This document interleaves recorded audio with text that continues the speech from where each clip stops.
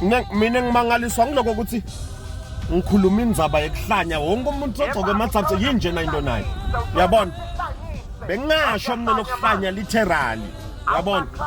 Wena Sibhijo, i-problem yakho wena uthatha into literal. Nangithi utihlanyise ngisho ukuthi mina ushintshe le mindset yekucabanga, you do things differently. That is why ngubekisele mina ngesilwane. Umuntu lokucabanga ahead than almost all of us. Inkunzi, match. Uyabona? Ngisho vimi. So wena nasokugcoka amatsapse usona lokuhlanya mhlambe ngiloko no, I meant do the no ngasashaya man. Mecha.